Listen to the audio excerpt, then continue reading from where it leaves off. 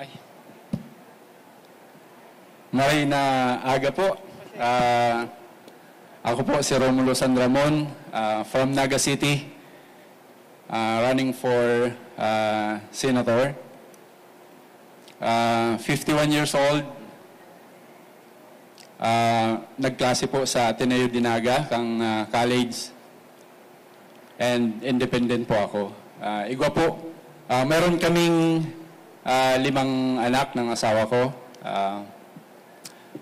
And kasalukuyan, isa akong salesman sa mga tires ng sasakyan. And salamat sa opportunity na mapunta dito sa Maynila para ipahayag ang aking intensyon na makatulong sa ating bansa bilang isang senador. At kung anumang mayroon ako, kung anumang kakayahan na mayroon ako ay handa akong may ambag ito sa ating bayan. Yun lamang po, handa na po ako sa anumang tanong. Meron pong tanong? Anyone? Dwight from Rappler po. So sir, tama ba? Lumuwas lang kayo para lang mag-file ng kandidatura nyo? Or nakatira naman po talaga kayo dito sa... Lumuwas po ako. Okay po. And kapag nanalo po kayo, ano po yung mga panukalang batas na gusto nyong isulong sa Senado? Ako po ay working student since grade 5. Grade 5 to grade 6 high school to college. Working student na po ako. Alam ko po na mahalaga yung education. Malaking pag-asa ng isang tao na may angat ang kanyang pamumuhay kasama ng kanyang pamilya kung siya po ay nakapag-aral. So mahalaga po sa akin na matutukan yung education. Kahit mayroon na po tayong mga government colleges, state colleges, alam ko po na marami pa ding hindi nakakapag-aral. Hindi lang po college nagsisimula yung pag-aaral. Kailangan magsimula yan sa elementary, kinder sa elementary hanggang high school. Pag hindi natin nasimulan sa elementary na maayos yung kanyang nutrition, maayos yung kanyang interest sa pag-aaral, hindi natin naasahan na darating siya ng high school at ng college. So magsisimula talaga sa family. Kung paano may capacity yung nanay at tatay na alagaan ang kanyang mga anak, mapakain ng maayos, masimulang mapag-aral sa elementary. Alam ko yung mga elementary at high school ay may mga free tuition pa yan. Pero kahit free tuition pa yan, hindi siya pwedeng makapunta sa paaralan na hindi siya kumain. So, mahalaga talaga po na maayos yung kalagayan ng economic ng family para sa education ng mga bata. Ako lang, talagang pinirsa ko lang na makapag-aral dahil gusto ko kahit walang, kumbaga walang capacity yung magulang ko para mapag-aral ako. Remote area kami ng Lagunoy, coastal area. Nagsabi lang ako sa kaibigan ko na sasama ako sa Naga pag nag-aral ka na sa Naga. Pumayag naman yung family niya, kaya ako nakaluwas ng Naga. Hanggang nakapag-college ako, sariling sikap na po talaga. College, nagtatrabaho na ako. Sir, yung sinabi nyo yung trabaho nyo, tama po ba car tire salesman? Sa ngayon po. Sa ngayon po. Usually yung profile, yung hindi po yun yung kadalasang nakikita natin sa balota. Nakikita natin sa balota mga galing sa mga established na political families, mga may pangalan sa politika.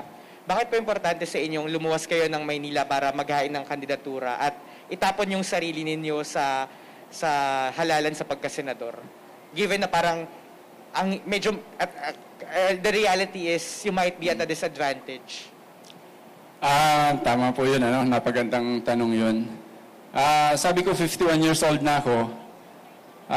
Hindi ko alam kung, di ba, yung buhay natin, hindi natin masasabi kung aabot tayo ng 80 years old or 90.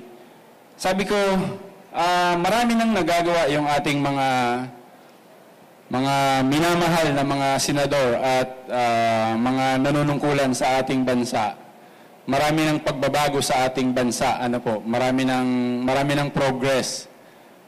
At ako ay humahanga sa ating mga senador na nakaupo na nung araw pa, panahon pa ni Senator Raul Roco. Mga hinahangaan ko po sila na magpalakad ng ating bansa. Pero sabi ko parang nakakainip na, di ba po? Every 3 years nakaka-witness tayo ng mga bagong halal. May mga dating senador na nahalal uli na magagaling. Diyan na halos tumanda. Pero andun pa din yung problema natin sa ating bansa. Andyan pa din.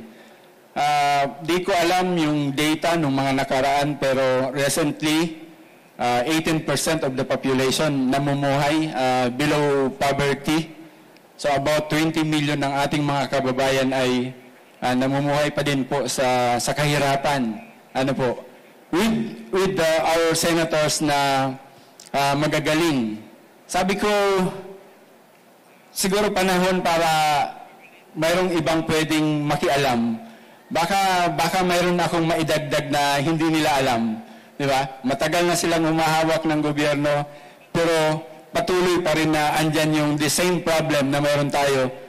Siguro 100 years ago, 50 years ago, ay the same problem na andyan yung poverty, andyan yung unemployment, andyan yung maraming hindi nakakapag-aral, andyan yung problema sa drug addiction at iba pa. Maaring mayroon tayong maiambag sa community na makakatulong sa ating mga kasalukuyang magagaling nakaupo bilang mga senador. Yun lamang po ang aking hangad na sa nalalaman ko at sa humble na pinagdaanan ko, naniniwala ako na mayroon akong pwedeng i-contribute. Thank you. One last question. Ikaw? Okay. Meron pa po magtatanong. Okay, Nanoy. Thank you po. Maraming salamat. Maraming salamat din. Gusto ko pa sana ng tanong. Okay lang po. Thank you, Iho.